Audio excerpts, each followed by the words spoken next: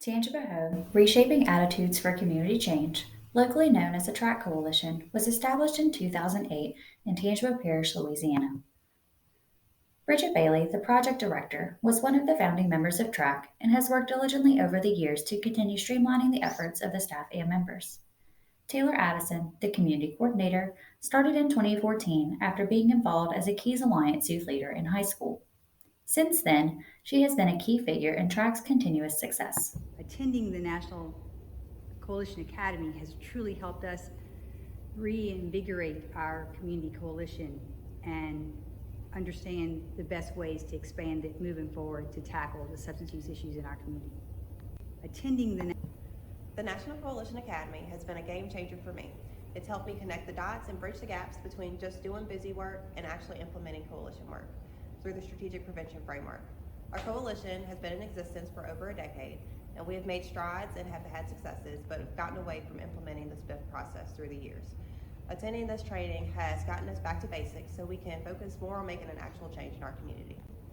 The National In 2008, Tangipahoa Parish government received the Louisiana State Strategic Prevention Framework State Incentive Grant for the community to address the alcohol consumption and the negative consequences of such use in 12 to 29-year-olds. TRACC originally stood for Tangipahoa Reducing Alcohol Consumption and Consequences. In 2009, members came to realize that the issues in Tangipahoa Parish did not stop at alcohol and neither should their work. Since then, TRACC staff and coalition members have worked collaboratively to be part of the solution and to educate our community on the dangers of substance use. Tangipahoa Parish is a unique and diverse community spanning over 823 square miles and 32 square miles of waterways. There are 14 cities, towns, and villages that make up the parish. There is a population of over 135,000 residents and is the 10th most populated parish in the state. In fact, Tangipahoa Parish is the fastest growing area in the state of Louisiana. Tangipahoa Parish is home to Southeastern Louisiana University and other community colleges and vocational schools. There is a large strawberry farming industry, with Ponchatoula being known as the strawberry capital of the world. Tangipahoa Parish celebrates many cultures and industries through fairs and festivals and is home to the oldest fair in the state of Louisiana. Tangipahoa Parish has many resources within the community, many of which who are coalition partners. Without them, we would not have the success we have today. Some of these coalition partners are also on the same mission of reducing substance use. Through assessment, we realized that we need to take the bull by the horn and tackle the biggest issue facing our youth, vaping. The Caring Communities Youth Survey, also known as CCYS, is a state-administered survey given to 6th, 8th, 10th, and 12th graders every 2 years to measure different issues youth may face. This graph depicts results from 2020 Tangipahoa Parish students and compares it to the state average.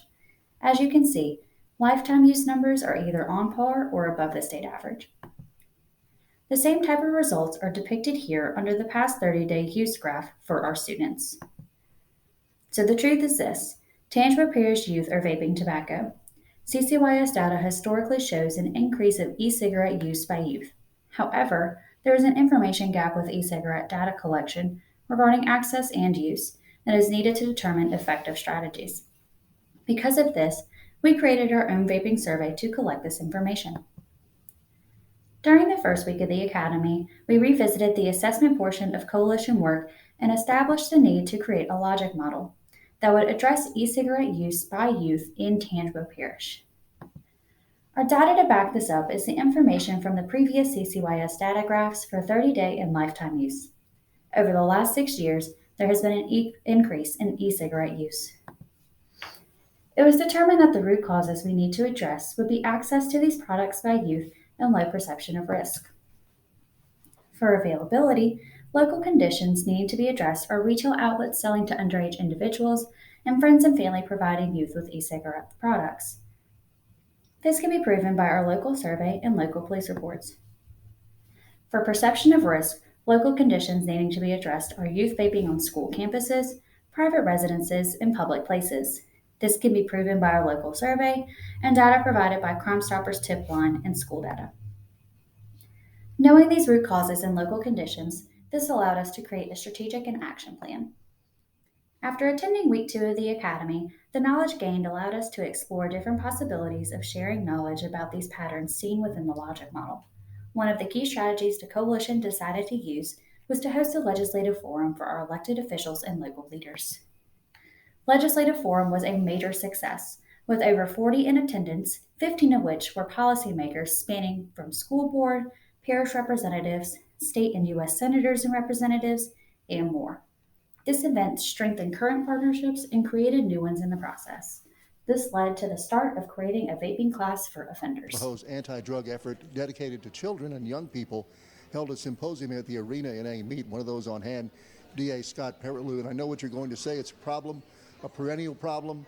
I've asked you a million times, is it getting any better? Are we making progress? And the answer is it's sort of hard to say. It is hard to say. I think we win a battle here and there, and then something else comes up that we have to fight. A good example today is the vaping issue.